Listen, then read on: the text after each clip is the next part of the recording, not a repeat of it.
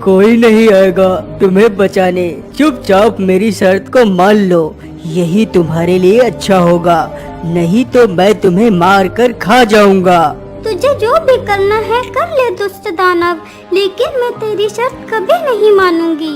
अरे दुष्ट राजकुमारी, मैं तुझे 2 दिन की मोहलत देता हूँ। यदि तूने मेरी बात मान ली तो ठीक, और यदि नहीं मानी तो मुझे तेरे साथ जबरदस्ती करनी होगी।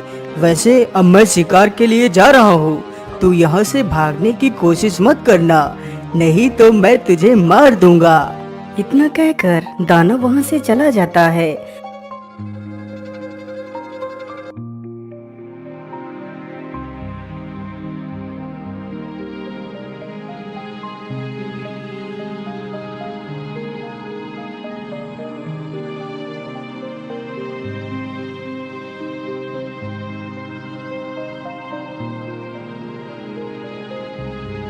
गुलाब परी, मैं भी आपके साथ पृथ्वी लोक पर चलूंगी। मुझे भी वहाँ की सुंदरता को देखना है। आप सभी लोग रोज रोज अकेले ही चली जाती हैं, मुझे साथ लेकर नहीं जाती। आज तो मैं भी आपके साथ ही चलूंगी। नहीं राजकुमारी, तुम अभी बहुत छोटी हो, पहले तुम बड़ी हो जाओ फिर मेरे साथ चलना। नहीं नहीं, मैं भी आपके साथ चलूंगी। मुझे लगता है राजकुमारी ऐसे नहीं मानेगी, मुझे इसकी खबर रानी परी को देनी होगी। अच्छा अच्छा ठीक है, मैं तुम्हें अपने साथ जरूर ले चलूंगी। उससे पहले मुझे रानी परी से अनुमति लेनी होगी।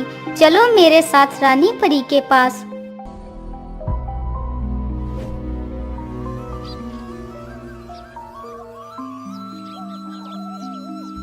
रानी परी, हम लोग पृथ्वी पर भ्रमण के लिए जा रही हैं, लेकिन राजकुमारी भी हमारे साथ जाने की जिद कर रही है। आप तो जानती हैं रानी परी, पृथ्वी पर कितना खतरा होता है। हाँ हाँ गुलाब परी, बात तो ठीक है। यदि मेरी पुत्री पृथ्वी लोक पर जाने की जिद कर रही है तो सिर्फ इसलिए कर रही है क्योंकि आप लोग पृथ्वी लोक पर जाना चाहते हैं। यदि आप लोग भी पृथ्वी लोक पर ना जाकर परी लोक में ही भ्रमण करें तो ज्यादा अच्छा रहेगा। इसलिए पृथ्वी लोक पर कोई भी नहीं जाएगा। अब जाइए सब लोग अपना अपना काम करिए। रानी की यह बात सुनकर सारी परियां वहाँ से चली जाती हैं।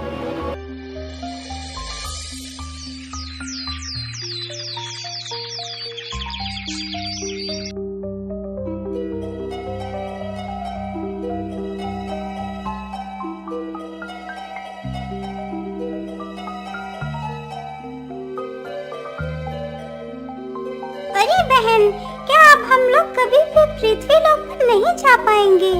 बहन, जब तक रानी परी का आदेश नहीं होगा तब तक हम पृथ्वी लोक पर नहीं जा सकते।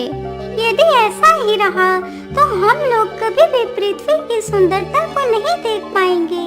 हाँ हाँ, तुम एकदम ठीक कह रही हो। यदि हम रानी परी के आदेश की प्रतीक्षा करेंगी तो हम कभी भी पृथ्वी पर घूम नहीं पाएंगी। हम ऐसा करते हैं, रानी परी को बताए बिना ही पृथ्वी लोक पर जाएंगे। इस प्रकार सारी परियों ने योजना बनाई और रानी परी को बताए बिना ही पृथ्वी लोक के लिए निकल पड़ती हैं। अरे गुलाब परी, जरा इधर देखो, कितना सुंदर झरना है। चलो इस झरने में स्नान करते हैं। इतना बोलकर सारी परियां झरने के पास उतरती हैं और नदी में स्नान करती हैं।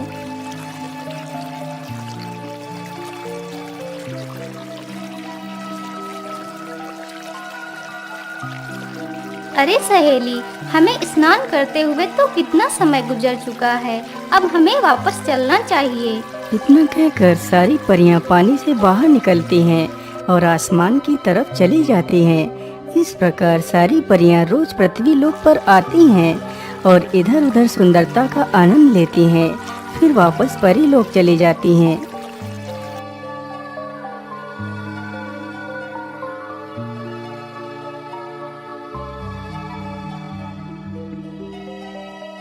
अच्छा, तो इसका मतलब सारी परियां मुझसे और मेरी माँ से छिपकर पृथ्वी लोक पर जाती हैं। अब चाहे कुछ भी हो जाए, मैं कल जरूर पृथ्वी लोक पर जाऊंगी।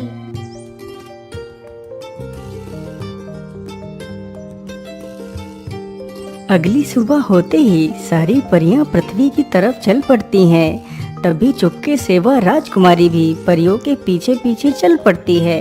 वह सारी परियां लगभग पृथ्वी पर पहुंचने वाली ही थीं। अच्छी। अरे, यह किसके छींकने की आवाज है?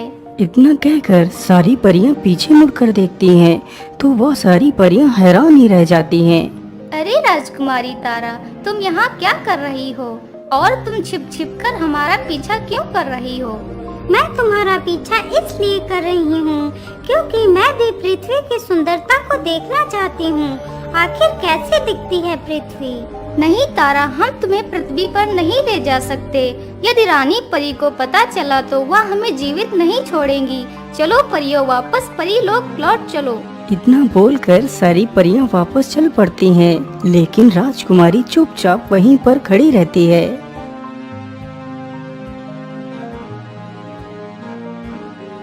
अरे राजकुमारी, तुम्हें क्या हुआ? तुम हमारे साथ वापस क्यों नहीं चल रही? नहीं गुलाब परी, मैं तुम्हारे साथ नहीं जाऊंगी। आज तो मैं पृथ्वी पर घूमने जरूर जाऊंगी। तुम्हें जाना है वापस तो जाओ, मैं नहीं जाऊंगी। राजकुमारी के मुख से यह बात सुनकर सारी परियां हैरान ही रह जाती हैं। अब तो वह सारी परियां और भी ज्यादा दुविधा में पड़ जाती हैं। यदि वह राजकुमारी को लिए बिना वापस जाएं, तो रानी परी के कहर से उन्हें कोई नहीं बचा पाएगा। राजकुमारी, तुम जिद ना करो, वापस लौट चलो। परियों के बार बार बोलने पर भी राजकुमारी अपनी जिद नहीं छोड़ती। अच्छा ठीक है, हम तुम्हें पृथ्वी पर ले चलेंगे, लेकिन सिर्फ कुछ क्षणों के लिए। फिर तुम्हें मेरे साथ वापस परीलोक लौट आना होगा। हाँ हाँ ठीक है, मुझे मंजूर है। इतना कहकर सारी परियां पृथ्वी की तरफ बढ़ती हैं। वह सारी परियां पृथ्वी पर पहुंच जाती हैं और अपने पंखों को गायब कर एक साधारण स्त्री बन जाती हैं।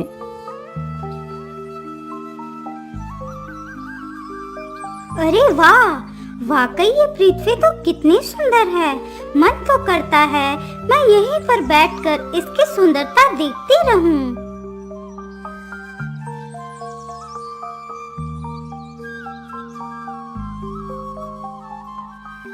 राजकुमारी, हमें वापस चलना चाहिए। हमें यहाँ पर काफी समय गुजर चुका है। अरे गुलाब परी, आप इतनी जल्दी में क्यों हैं? आप चिंता न करिए, मुझे कुछ नहीं होगा। हम लोग अभी तो आए हैं। राजकुमारी, आप समझने की कोशिश करें। यह जंगल हमारे लिए खतरों से खाली नहीं। यहाँ अनेक प्रकार के हिंसक जीव जंतु तथा देव दानव रहते हैं। इसीलिए आप मेरी मानो, आपको वापस चलना चाहिए। अच्छा ठीक है, आज तो मैं आपकी बात मानकर वापस चली जाती हूँ, लेकिन अगली बार नहीं मानूंगी।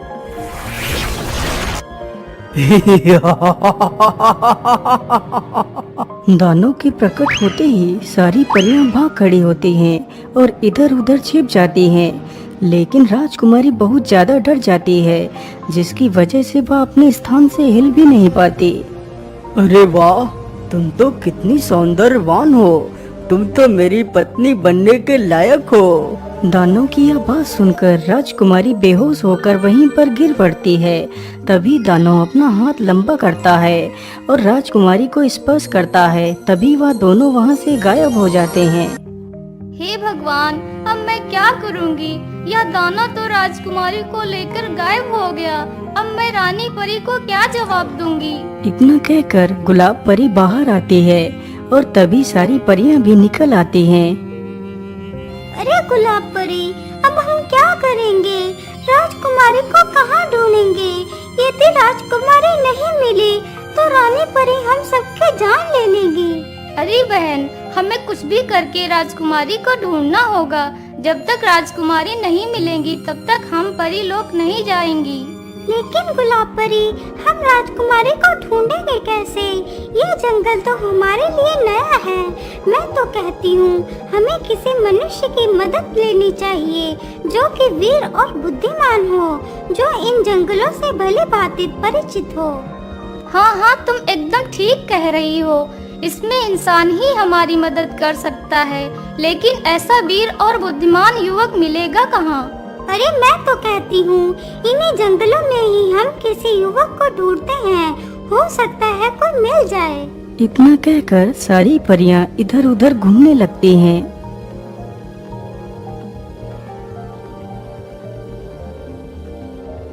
हे भगवान, धीरे धीरे इस जंगल की सारी लकड़ियां खत्म हो जा रही है।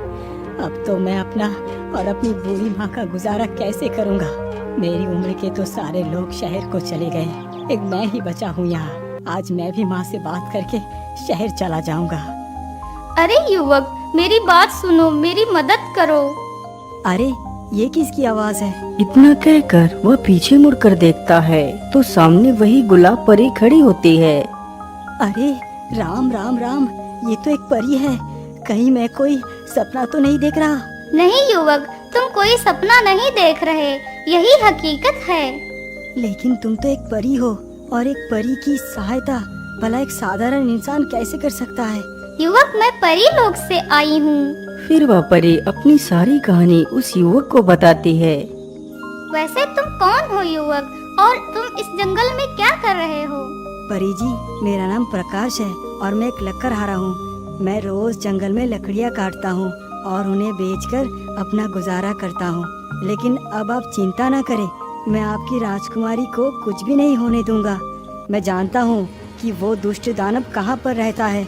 आप लोग मेरी प्रतीक्षा इसी स्थान पर करना, मैं जल्दी ही लौट कर आऊँगा। इतना कहकर प्रकाश वहाँ से चल पड़ता है।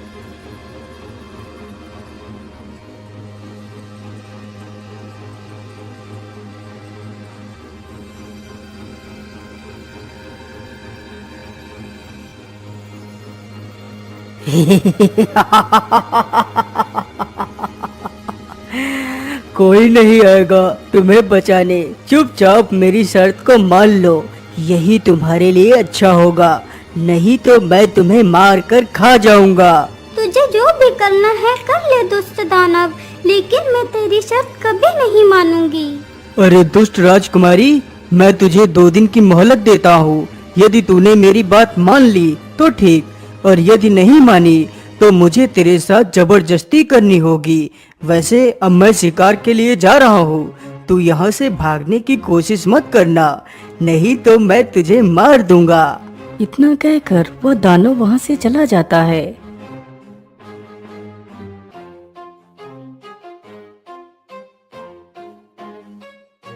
प्रकाश चलते चलते एक नदी के किनारे पर पहुँचता है, जहाँ पर एक गुफा थी। हाँ, मैंने पिछली बार उस दानव को इसी गुफा में जाते हुए देखा था, लेकिन आज तो इस गुफा के द्वार पर एक बड़ा सा पत्थर लगा हुआ है। कहीं ऐसा तो नहीं वो दानव गुफा से बाहर गया हो और राजकुमारी को उस गुफा में बंद करके चला गया हो, ताकि राजकुमारी गुफा से बाहर न जा सके। हाँ, जरूर ऐसा ही होगा। चलो जल्दी से इस पत्थर को हटाने की कोशिश करता हूँ। इतना सोचकर प्रकाश उस पत्थर के पास जाता है और उसे हटाने की कोशिश करता है। ये पत्थर तो कितना भारी है, लेकिन वैसे भी मैं इतनी जगह में से ही तो आराम से जा सकता हूँ। चलो अंदर चलता हूँ। इतना कहकर वह गुफा के भीतर घुस जाता है।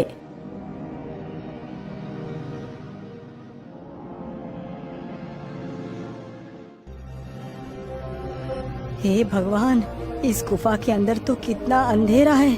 पता नहीं वो राजकुमारी कहाँ पर है। लकड़हारा काफी देर तक गुफा में इधर उधर घूमता है, लेकिन राजकुमारी कहीं भी नजर नहीं आती। इतनी देर से मैं इस गुफा में घूम रहा हूँ, लेकिन अभी तक मुझे राजकुमारी का कोई पता नहीं चल पाया है। पता नहीं उस दुष्ट दानव ने राजकुमारी को कहाँ पर रखा हुआ है।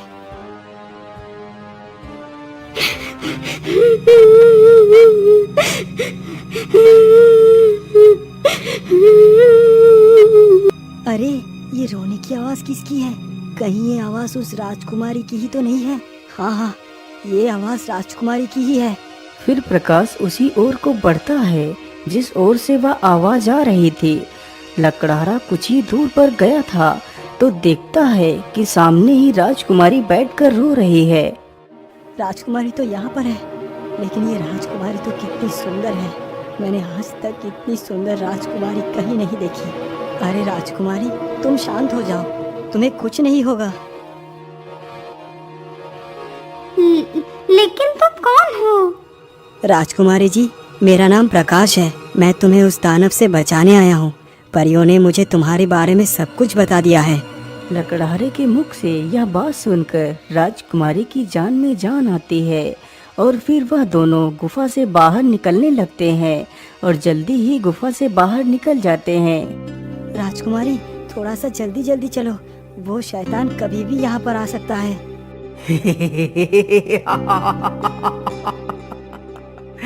अरे दुष्ट युवक, इतनी भी जल्दी क्या है? क्या तुम मुझसे मिले बिना ही चले जाओगे? अरे दुष्ट, तुझे क्या लगा तू मेरी राजकुमारी को चुरा कर ले जा सकता है? चुपचाप राजकुमारी को छोड़कर चला जा, यदि अपनी जान की सलामती चाहता है तो। अरे दुष्ट दानव, मेरे होते हुए तू राजकुमारी को छू भी नहीं सकता।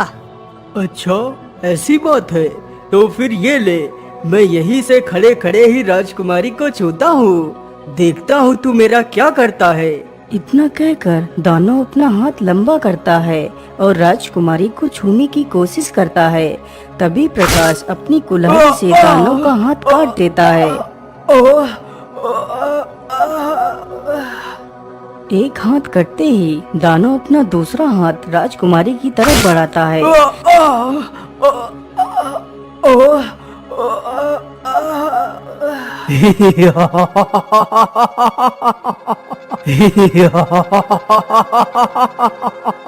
अरे ये क्या, मैंने इस दानव के दोनों हाथ काट दिए हैं, फिर भी ये दानव रोने की जगह हंस रहा है। आखिर ये कैसा दानव है? लकड़हारा इतना कह ही रहा था कि तभी दानव के दोनों हाथ हवा में उड़ते हैं और फिर से दानव के शरीर से जुड़ जाते हैं। यह देखकर प्रकाश काफी ज्यादा हैरान रह जाता है। प्रकाश, ये दानव ऐसे नहीं मरेगा, क्योंकि इसके प्राण इसके शरीर में है ही नहीं। इसके प्राण तो उस तोते के भीतर हैं। लेकिन राजकुमारी, वो तोता कहाँ है? वह तोता इस गुफा के भीतर ही एक पिंजरे में बंद है। तुम जल्दी से जाकर उस तोते को खत्म कर दो, तो यह शैतान भी मर जाएगा। इतना सुनते ही लकड़हारा गुफा की तरफ भागता है और गुफा में घुस जाता है। पीछे से वह शैतान भी गुफा की तरफ भागता है। प्रकाश तो उस छोटी सी जगह से आसानी से घुस जाता है, लेकिन राक्षस उस पत्थर को हटाने लगता है। जब तक वह पत्थर हटाता है तब तक लकड़हारा उस तोते के पास पहुंच जाता है और जल्दी ही उस पिंजरे से उस तोते को बाहर निकाल लेता है। अरे युवक, तुम्हें मुझे मार कर क्या मिलेगा? तुम मुझे मत मारो, मैं तुम्हें इतना सारा खजाना दूंगा कि तुमने अपने संपूर्ण जीवन में नहीं देखा होगा, और मैं राजकुमारी को भी कुछ नहीं करूंगा। शैतान लकड़हारे के सामने गिड़गिड़ाता है, लेकिन लकड़हारा उसकी एक बात भी नहीं सुनता और तोते की गर्दन को मरोड़ देता है। यह देखकर राजकुमारी प्रकाश के गले लग जाती है। अब तो राजकुमारी लकड़हारे की वीरता पर मोह हो जाती है और लकड़हारा भी राजकुमारी की सुंदरता में डूब जाता है। अब तो वह दोनों एक दूसरे से प्रेम करने लगते हैं। अरे राजकुमारी, तुम कहाँ खो गई? चलो, हमें परी लोक भी चलना है। हाँ हाँ गुलाब परी, चलो चलते हैं। इतना कहकर सारी परियां परी लोक को चली जाती हैं।